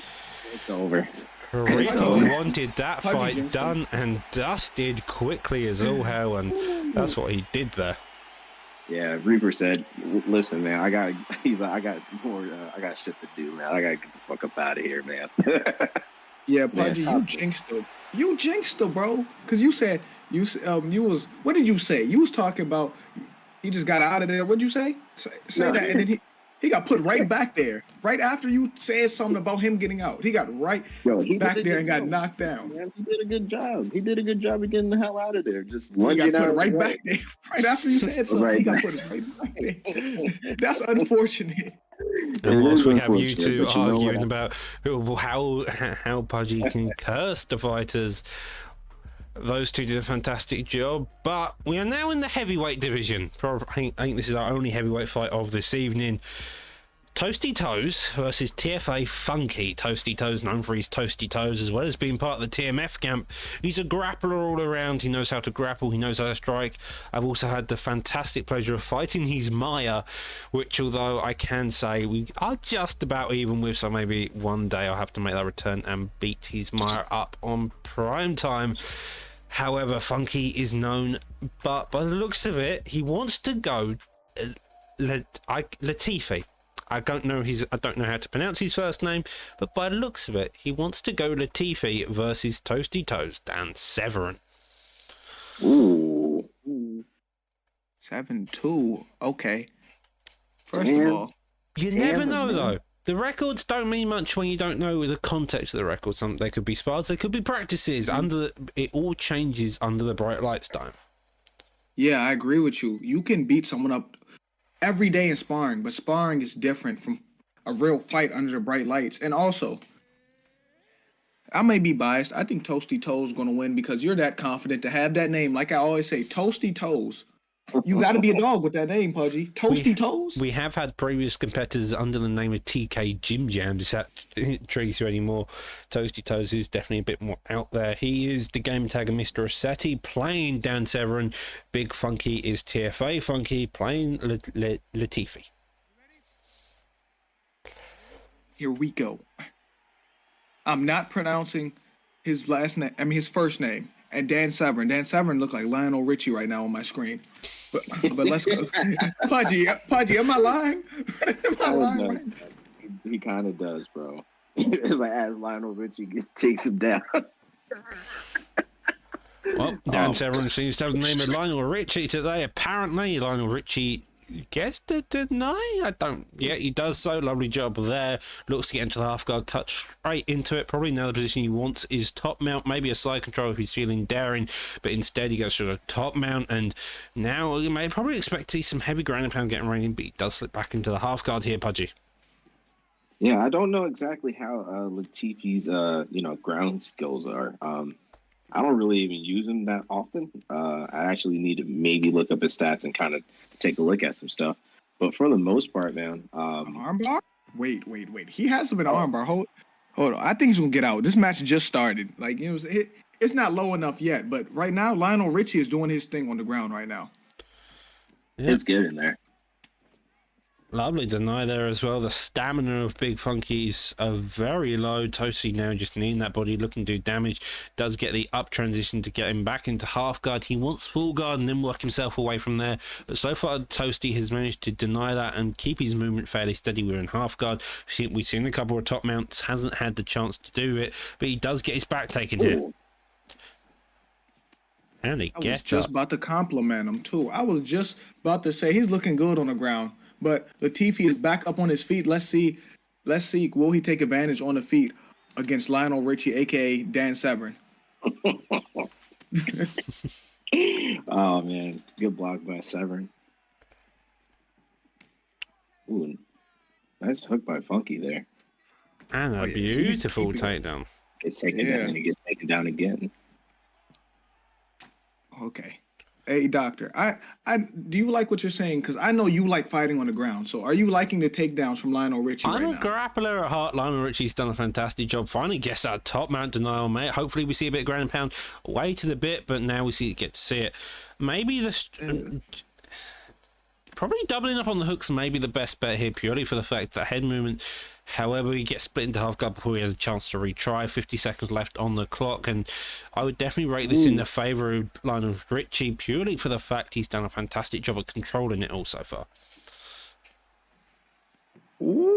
Yeah, Lionel Richie looks good right now. I'm not gonna lie to you.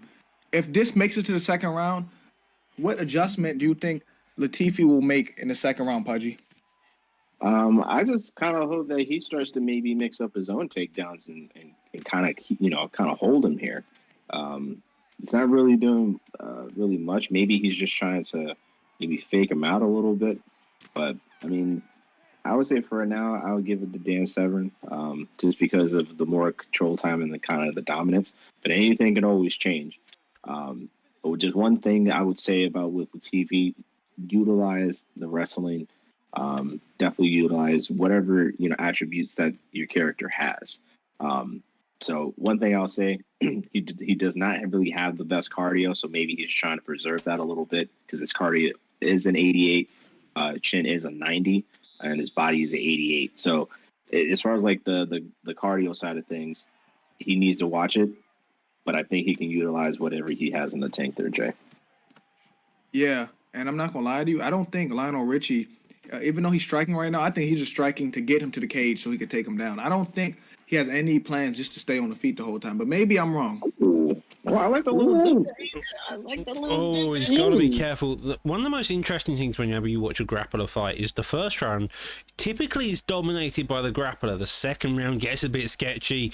It's either the guy narrowly avoids getting knocked down or knocked out and has to really fight for control over the round. And then the third round is where it gets really difficult. It's either the case of the third guy wins it or he doesn't, and it's no two ways about it. It's no close round. It's always that third round is the most difficult to do. So if we can manage to keep it, get most of the damage done in the second, he'll most likely have a lot better chances going to the first if he doesn't get a finish now. Let's see what he does here. I'm not gonna lie to you. I think he's just content, you know what I'm saying, keeping them here, transitioning, just getting ground control. Because right now the strikes is 45-14. So if he just controls the ground, even if he don't finish him, he's probably gonna win this fight, Pudgy. Yeah, if he's not careful though, man, he could also possibly try to get him back on the ground and try to sub him. Because, I'm telling you, he's going to be on his ass like glue, all right? Because Dan Severn also has Wrestle Clinic, he has Workhorse, and he also has Higher Altitude. Also, the ironic thing is that Latifi also has Wrestle Clinic as well. So he's doing a really good job of utilizing those attributes that they have. But one thing about Toasty Toes, he also has to preserve that stamina as well because it is getting a little low. But anything can still happen, in the next 7 minutes essentially.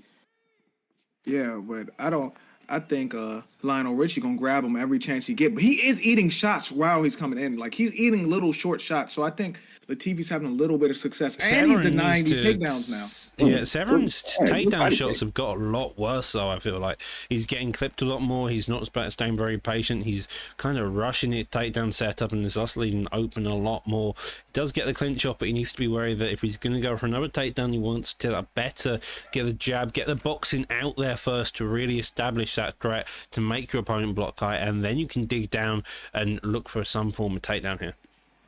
Mm-hmm. He's doing it. He's definitely doing a good job there. The only thing one thing I'll say about with Funky is that he just kind of being preserved now, and he's actually doing a really good job of not making sure he gets knocked the fuck out.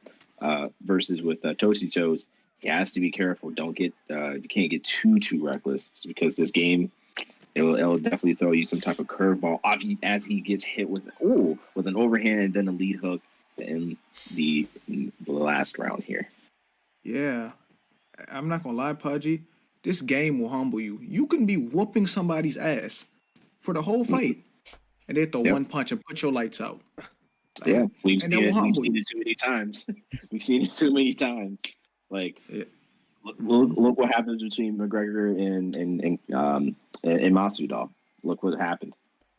This is a game of technical skill, making sure all your defense is put in check as you go on the offensive, and make sure as when you're on the defenses that all your offense is in check. And that's especially true when you're in the striking, and even more true in the grappling department, where the game is a mixture of one's the attacker, one's the defender, and having to make sure that you time the right counter at the right time. As you can see there, he doesn't get it and gets denied very early on. Takedown does get the reversal, though, by Latifi, and now we see Latifi on top for once, going for the get-up very cleanly there as well. Okay. I thought he was going to stay on the ground with him. He said, nope, stand up to the feet, Lionel, stand up.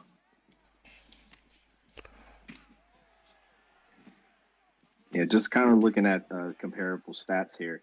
When you're kind of looking at Dan Severn, where he only has an 87 power and his punch speed is only an 83.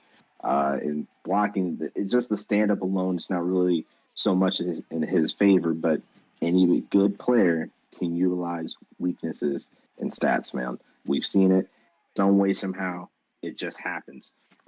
He's really doing a good job of just, maintaining and just mixing it up here. But I feel like Latifi has to find a way to try to get this back on the feet, or just try to keep it on the ground. Yeah, you said about great players. You said that great players can. What did you say about them? That they can. Say that quote again. They can use the weaknesses in people's stats to their advantage.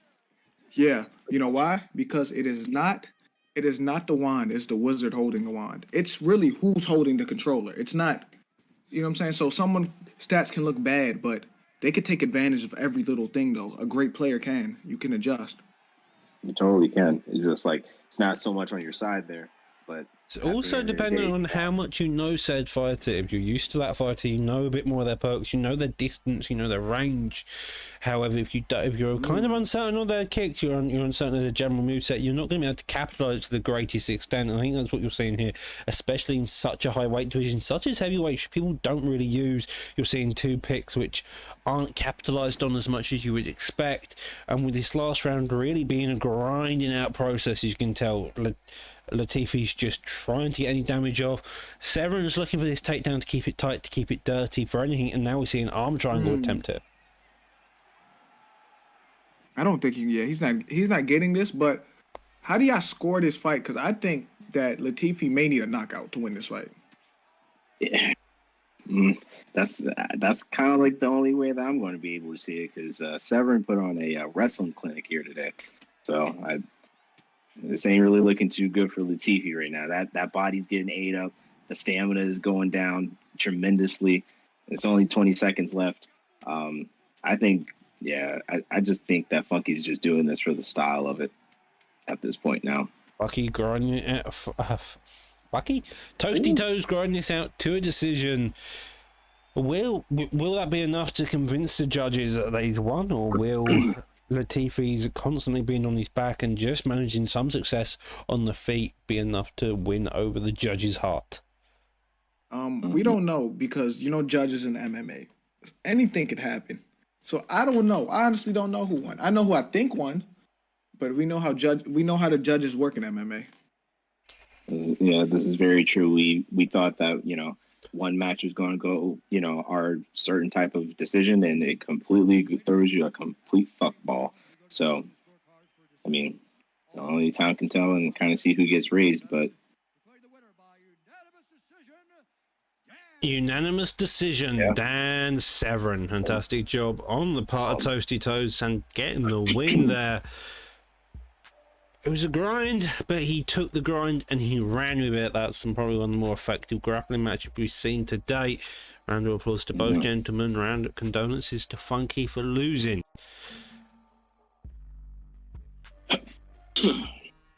And up next we are in the lightweight division with Salvador versus Spartan War here, J-Dime.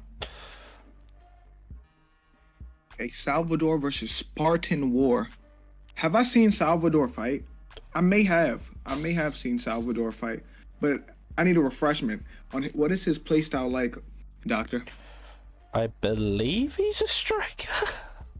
Oh my. Okay, so this is my first impression. This is the first. Judging by the fact he's going someone like Max Holloway, I'd assume his entire idea is to come forward and punch your lights out. On the other hand, we have Spartan Moore, who I think probably is a mixture of all round. He's a former ESFL competitor, so he knows the game pretty well in this aspect. He can wrestle, he can grapple, he can strike. And with a pick like Michael Chandler, he's looking to put your lights out with one punch, or wrestle you down to the ground and try put you out that way, or always seem to be fair in his books, and these two are ready to go when they want to ready up by the seems of it. I'm not gonna lie to you. I think Salvador, he's not readying up because bro was taking a coffee break before he fights. Oh no, he's ready. He put the coffee down. Max Holloway's ready. he was mid-sip. You know what the vibes is, man. It was just like, nah. I need my extra sip of coffee before I get into this fight. Spartan Moore's a challenging competitor. He has got a win over him, though, interestingly enough. So will that play into the mindset of Spartan Moore as he enters the fight and think, maybe I'm going to be a bit nervous, or I've already lost this guy. Let's not lose to him even more on a bigger stage. Who particularly knows? But Herb Dean referees the fight, and we have a touch of gloves. Double jab to start off the match there. Salvador is he's just out here just throwing. He's getting stunned. Well, that's is it over? The match just can this be it? Yo, can this be over already? This is over. I felt like Holloway's recovery and chin just kept him in there, and somehow he didn't go down. That I felt like was also a double knockdown. Does go for the get up, doesn't get it though. Transitions into side control. Spartan Moore already looking to do more damage to that chin.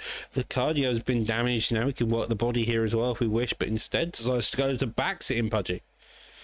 For sure, man. Oh, good get up denial there from Spartan Moore there. Now he got on the back mount.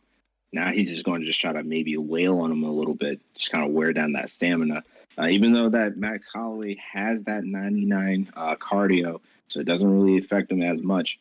But if he doesn't get out of here soon, though, it could definitely be a long night for Salvador here, Jay. Yeah, and you got it wrong. They updated Max Stamina's 100 now. It's not 99. He has 100, just like Colby Covington now. I think it's only featherweight. Nope. I'm not gonna lie to you. It could not have started any worse for him. This could not. This is lightweight. Yeah. I forgot all about that. But this could not have started any worse for him.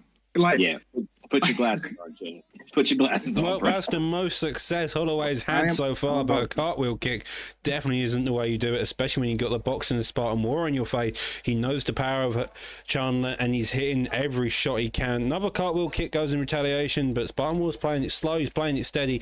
He knows his shots are powerful, and he's looking for the kill by the seems of here, Jay.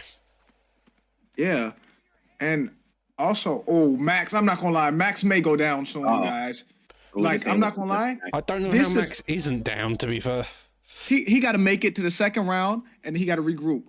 Like, there's still time left in the first, but right now he's getting beat like he stole something. It's crazy. This, just trying to compare like even the stats for Michael Chandler. Like this dude has 95 punch power versus 84 punch power on Holloway, which is crazy. Yeah, right. But at the Yeah. same time, the way how Holloway is, man, he just knows how to just be aggressive. So it doesn't really matter of what type of. Oh, wait, it's about to matter today.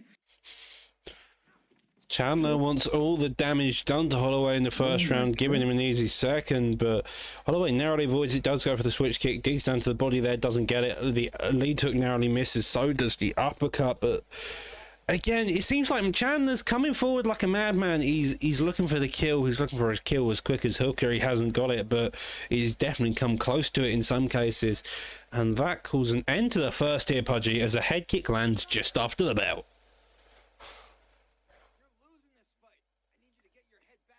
Oh, Oh, sorry about that, guys. it's all, Sorry about it's that. all, it's all, Wow. it's all good.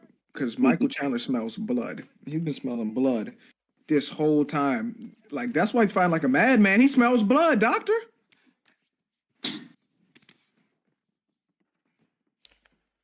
He does smell blood, and uppercut there, doesn't get it, and this is a very tense fight because you know the fact that Holloway has his entire style, has his chin, but Chandler seems to have broken it.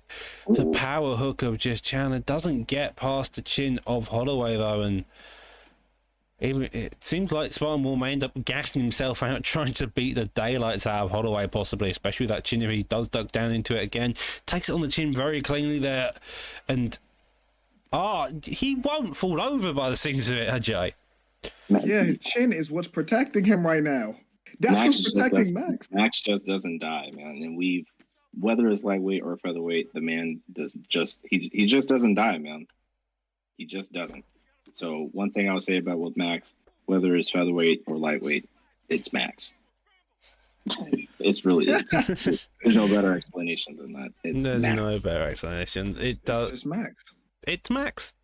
He's not It's going to really die. Max. He's going to stay here for all 3 rounds, even if your head health is blinking, and he won't gas out. Even That was interesting. that was strange. Yeah, it does happen though. It's something's like contested, and there's still so many hidden gems in this game that we haven't been able to maybe figure out as he gets rocked. I mean, the issue with this game is you're not particularly sure if they're hidden gems or just glitches. Yeah, very true. Sometimes glitches are hidden gems. Yeah, they can be. We've seen Bang Bang have a hidden gem in his title fight where he knocked down his opponent and he just didn't get knocked out until he got back up again. Yeah, It's like a delayed reaction. Yeah, delayed reaction, a bit like Shane Burgos versus Edson Barboza Yeah. fight. Yep.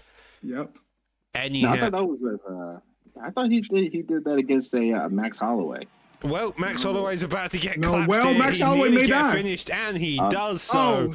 Apologies, Spartan Wolf, for not commentating the rest of that fight. We were reminiscing about others, but you put a pounding and a half on Holloway. Holloway tried to come back, just couldn't get any footsteps going there, Jay, and thus ended up getting finished by the ever great Iron Mike Chandler. Yeah, the problem is he started the fight off as bad as you could start. He started the fight off getting dropped. And then from there, he could never get his footing because the momentum had already went the other way. And there was nothing he could do about it because of the power of Michael Chandler. Chandler hits like a truck, and it shows.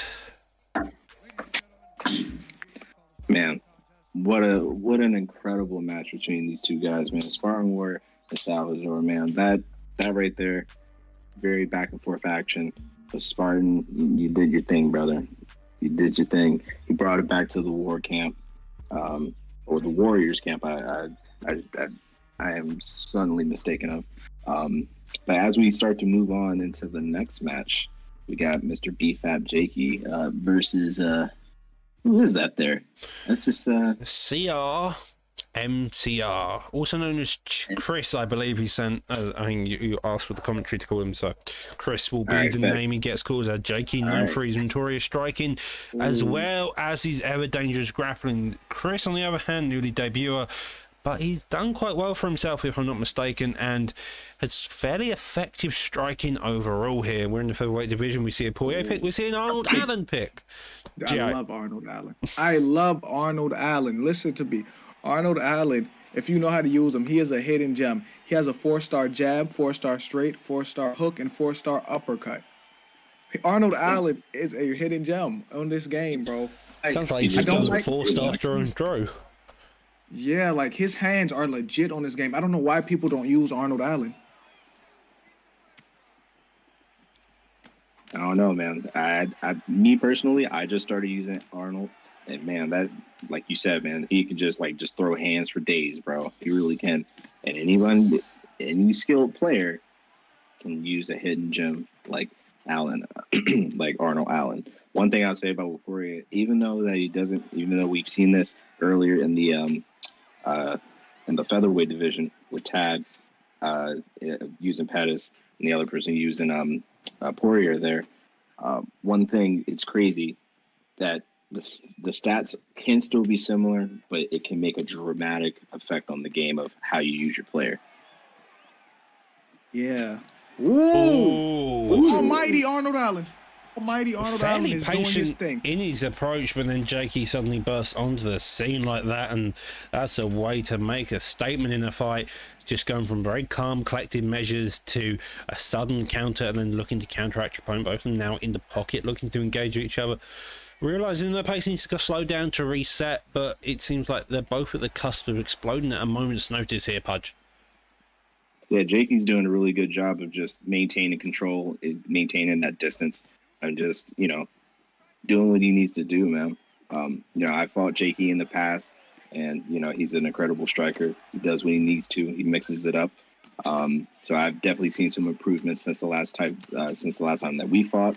So he's definitely making some good adjustments as he kind of gets almost slightly pressured by Poirier here, Jay. Yeah. And honestly, Dustin hasn't thrown much jabs. He's really thrown straight hooks. So I'd pull one of them if I was Arnold. I would say maybe he's just trying to read him a little bit, because this is Chris's debut. I haven't seen the man fight, so we'll kind of see what happens. Maybe he likes to try to take that patient approach, and just kind of read your opponent. You just have to wait and see, man, because anything can still happen in this game. So. Yeah, and Dustin does have that boxing, so Dustin's always dangerous, but I'm probably biased, though, because I love Arnold Allen. I'm not going to lie to you. Very patient, very steady. That is the ways to go against Jakey. And it seems like this point, Chris as well, it's just making sure that you stay patient, keep all your P's and Q's in checks, and really explode when only necessary. We've only had one explosion so far, but that's not to say we're not going to see others, because it's all about just looking for the one counter. See there, as soon as that block's down, as soon as it's open and available, you can really just start exploding. Yeah, this round's Arnold round for sure. That's what I think. I got to see the stats, but I think this is Arnold round for sure. Will we get a chance to see the stats? We'll see. I mean, not necessarily like we need to, because we need to see who clearly won that one, and I give that to Jakey. But anything could go on, anything can happen going in around number 2, Mr. Doc. What would you think that Poirier would need to do, or Chris would need to do, in order to make a comeback? Well, I think Dustin needs to, if I was him, I'd take a forward step. I'd push the action a little bit, but at the same time, he really just need one stun. Like how Arnold put him down, you really need one stun, bro, because this game is a game of, it's like basketball. It's a game of runs, of momentum. So you just need one just to get the momentum back, because right now Arnold's doing what he wants. It's a good fight, but Arnold's pushing it. This fight is purely about who can manage to just find the openings the better. So far, Jakey's the one to do that. Cheers, mate. Chris, cheers. Poirier, there we go. I'll call it Poirier. That works a lot better in this game. Poirier evidently needed I mean, it may just be the case of not being a veteran of the game. Jakey's a veteran. He knows how this game works. He's part of the beef up camp, a well-versed camp in all adjustments and how to find openings. On the other hand, he may not be, although he pulls that, and that's an opening and a half, doesn't get the correct counter up per se. Jakey's also gassing out, surprisingly, I've just realised. And so that's a viable option. It's just whether or not he can find the opening, and that's really this entire fight about. It's about who can find the openings, who can capitalise on the openings, since they're both fairly tight. On the defence, both of them haven't really done much damage overall. It's more about the pitter-pat shots, it seems like. Here, Pudgy. I'm just looking at Chris's stamina compared to Allen's, or to Jakey there. And honestly, he does have the slight stamina advantage for Chris.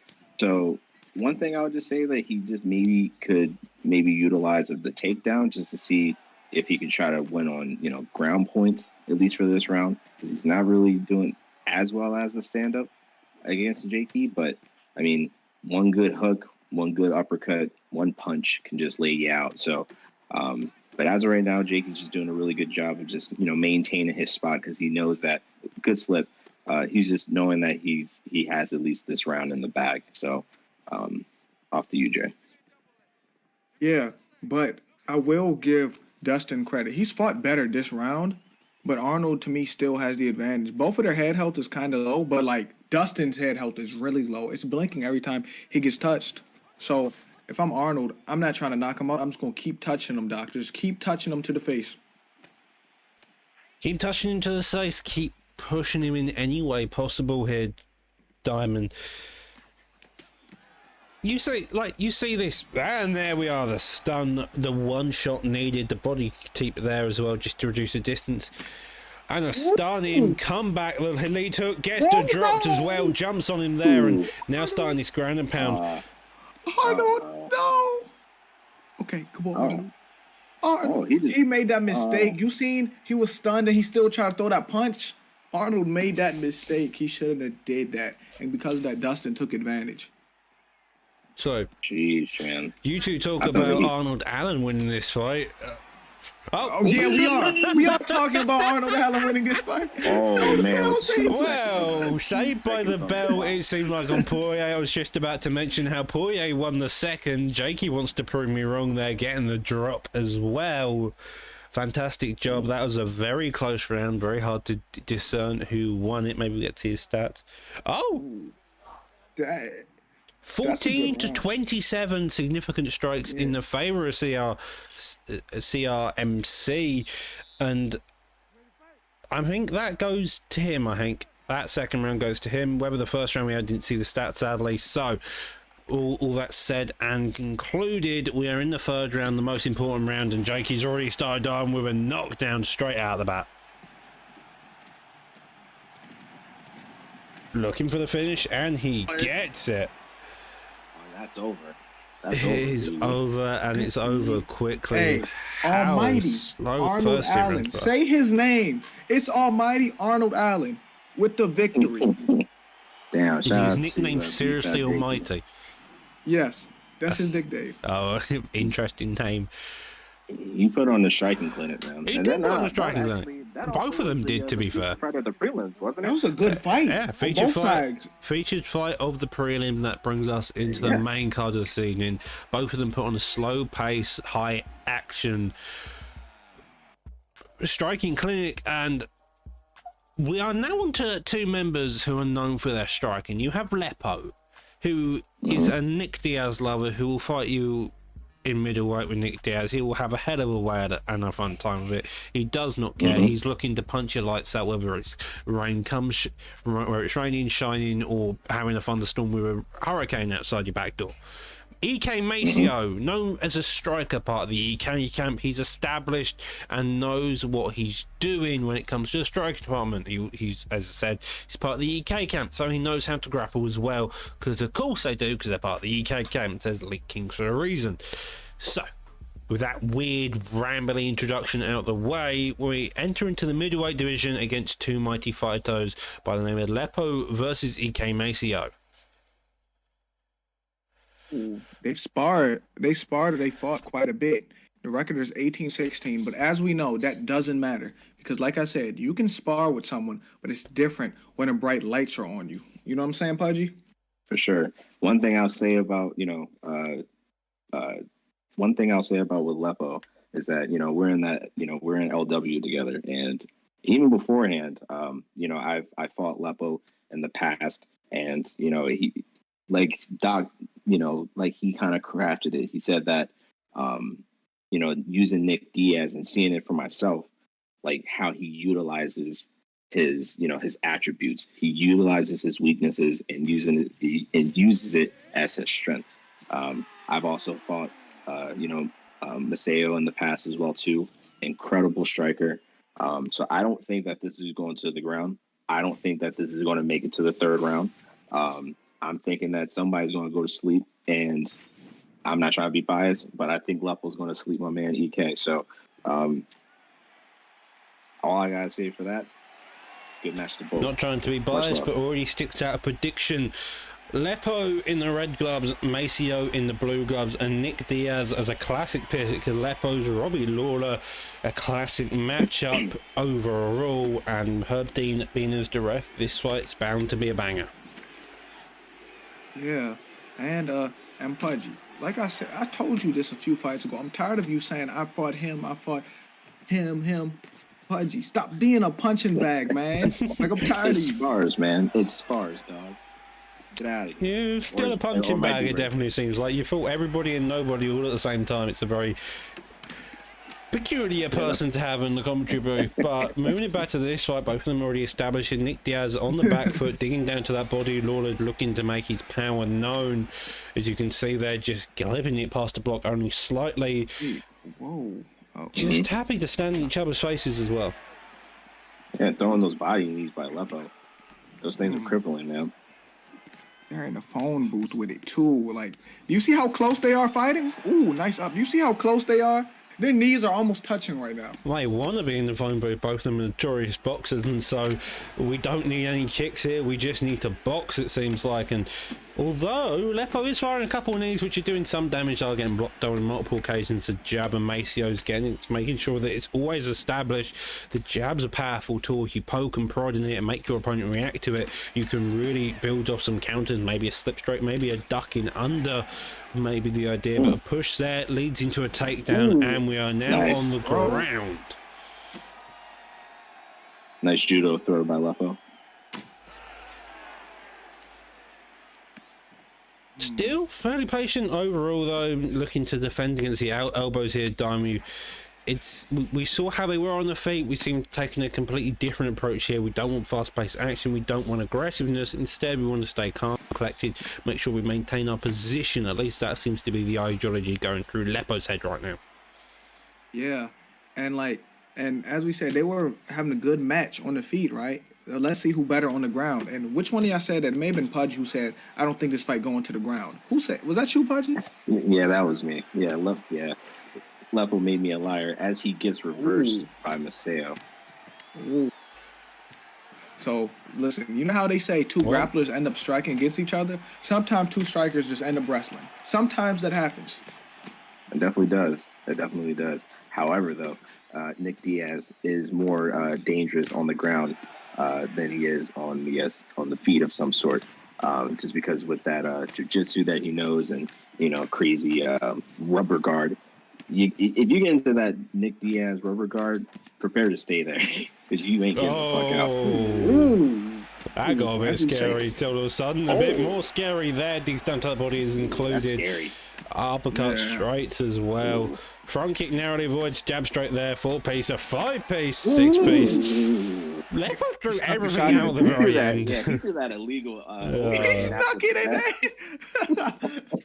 It was an overhand. It wasn't a jab. It was a big... mean, we have seen an illegal head kick earlier. We had a head kick just after the bell went, and so...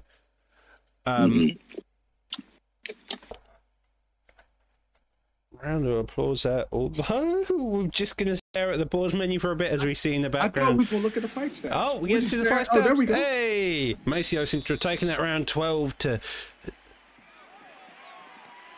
12 to 17 significant fights, significant strikes in the favour of Lawler, and we're back at it. Both of them already getting themselves established. One hook started off like a 5-piece off of Lepo. Lepo understands the gas tank of Lawler? Diaz, that's the person. Christ.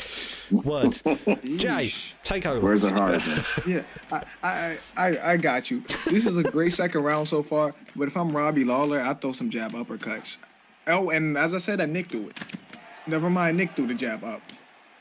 Yeah, he's doing it. Oh, Nick's doing the nice jab straight straight, bite, the jab up as he's looking for any way past the block of Lawler so far, Pudgy, and Lawler's coming back with power of his own. He understands it, and there, that's how you do it. Oh my goodness!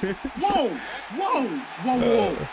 Hey, he just Do we put get that to see a away. replay It on was that animation? oh, Because I felt like his arms went into spaghetti mode there.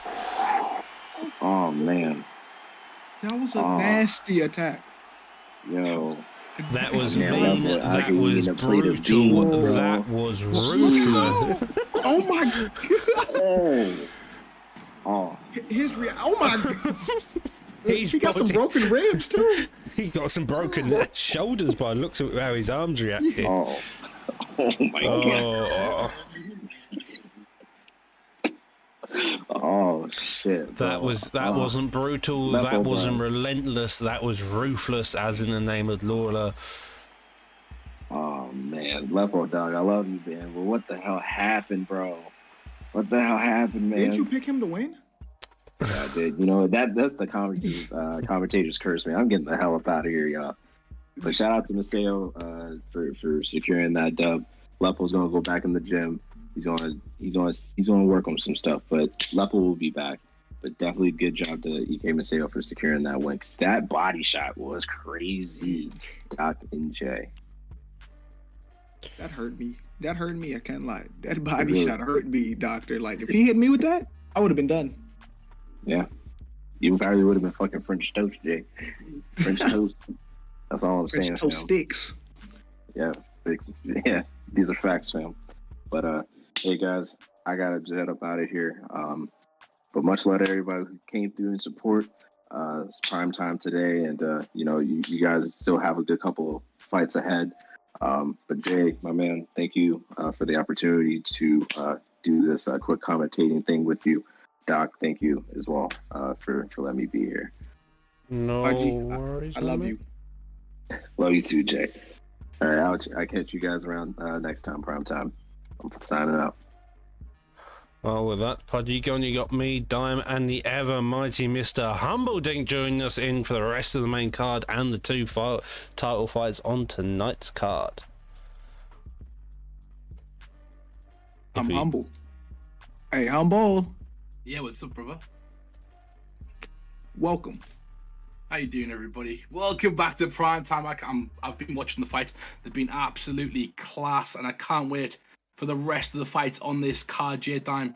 But I have to give a shout out to my good friend George Hardwick, who just won his fight in Cage Warriors. He's the #1 contender fighting for a belt. I'm absolutely buzzing about that, but we'll get back to the primetime fights. Jay, what stands out for you tonight on this main card? What stood out for me is what just happened. Did you see that? Do you see them body shots? Did you see Nick Diaz's reaction? The man just turned into Devon Dudley and just testified, because that was a crucifixion if I've ever seen one in my life. Bro, he basically nailed him to the cross. Like that was scary to me. Like if that happened to me, I don't quit, but I would have got off my system. I wouldn't even watch the rest of the fights. I would have got off because stuff like that hurts me, and I'm not the one fighting. 100%. And it looks like the next fight, Doc, is going to be Kev L versus TXCHH, if I'm correct, Doc. Is that right? I believe so. They seem to be having issues cutting the pounds, I believe, Doc, if I'm correct. But Yeah. we're trying to get them out of the locker room, guys. We're trying to get the stick out, J-Dam. The towels are getting whipped. Some guys get a bit nervous before they come out and fight in the primetime octagon, J-Dam. They cling onto the door handle a bit. They want to waste as much time as they can before they get in the bright lights. They're a bit nervous sometimes. Yeah, they are a bit nervous sometimes. And you said he's having trouble cutting weight. No, listen to me. The pressure got to him, and he had to go use the bathroom. You know when the pressure gets you. Sometimes for no reason. You didn't have to use the bathroom before, but now you got to go because you scared. That's what happened. He had to use the bathroom. He'll be back in a second, though. Yeah, that's the thing. One of these boys doesn't want to be known as Toilet Boy. So if they want to come out as soon as possible, because that's not what we're really calling you. But we'll hope everybody in the chat is hanging on to their seats because there is some exciting fights. Looking forward tonight. We've got my teammate. I can't acknowledge how good this guy is being. Tag versus Kuroju tonight, but Tag a champion so far. Beat Bang Bang, beat his teammate Lee McGrath, and he's looking to make it 3-0 with his title wins so far, J-Dime. Why did Ben change his name? Nope. I was wondering who that was. Why did he change his name? Whose name, J-Dime? I thought that was. Yeah. Oh yeah, Filthy Uncle Ben. Oh, sorry, yeah. Let's address that actually. I didn't even think about that. Let's address that. Yeah, let's address it. Filthy Uncle Ben is KIA Tag. If you want to know why, I'll tell you exactly why. It's because he has his actual real name, and we all kind of call ourselves something in KIA that's kind of real, or kind of a nickname that we kind of own, and that's kind of what we do. But also, he's been taking a massive role in KIA lately, and he wants to kind of put the KIA brand on the map, especially with all the signings. He's behind most of these signings with Samurai Robin, with Dan the Freeman, with Tadpole, with Ned, with Corby, with Powerful MMA. All these guys have been signed because he's gone out there, so he really wants to kind of represent, and that's why he's changed his name, J-Dime. Yeah, and I didn't get to talk to you much recently, but I want to congratulate you for all the new signings, because every time I get on comms, it's a new KIA member, and that shows y'all are doing big things. 100%, but there's enough talking about that, J-Dime, because he has been incredible. But there's another fight on this card that I cannot wait for, and that is Fadinator versus KM Caliber. Oh my god, that fight is going to be absolutely insane. Fadinator, an absolute killer in his own right, and Caliber, as we know, he's an absolute beast. Every single time I watch Caliber fight, he's technical. He knows how to grapple, and I think that's where his strength lies in this fight, J-Dime. Yeah, you said his strength is his grappling, right? He can strike 100%. He can strike. I believe his real strength is his grappling. Yeah, and sometimes you have ego. Sometimes you know your strength is grappling, and you want to strike. You know what I'm saying? Because people are good everywhere, right? Mm-hmm. But for him, if grappling's his bread and butter, I'd go to it right away.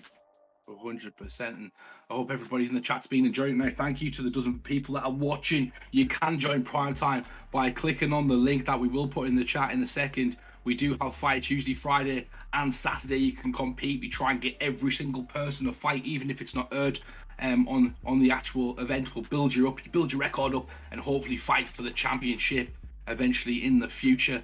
But yes, I wonder what is happening in the back. We'll go back to the truck and ask Doc what's going on right now. It seems like... Sorry seems to be the hardest word, J-Dime, as we can't find out what's happening there, but me and you will continue to... I think they're all on bathroom breaks. I think all of them are on bathroom breaks right now. I think someone's having trouble cutting weight, and someone's just in the bathroom taking up space. Someone's the bathroom bandit right now.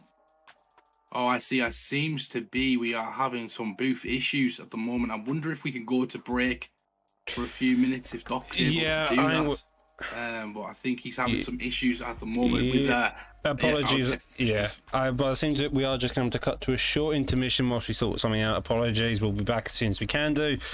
Sometimes it's the way it goes. We'll be back as soon as, hopefully, 5 minutes. Take a toilet break. That'll be the suggested idea. We'll come back. We've got the title fighters online. We've got the rest of the main cards stacked to top bottom. You already had the prelims on. We've got Humble back in the booth, so it's good to go. So that being said, have a 5 minute break. We'll be right back with you as soon as we can.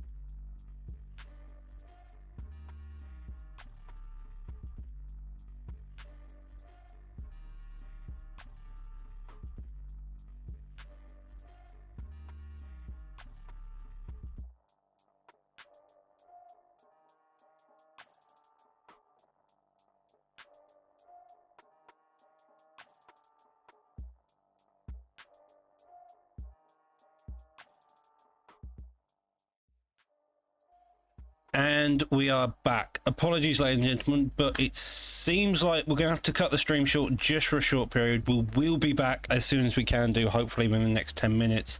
But that does mean the stream's going to have to go offline. Of course, so we'll be back. We'll make an announcement within the Discord. Hopefully we should be able to get these fights done tonight. Fingers crossed and everything going well. Apologies for the interruptions.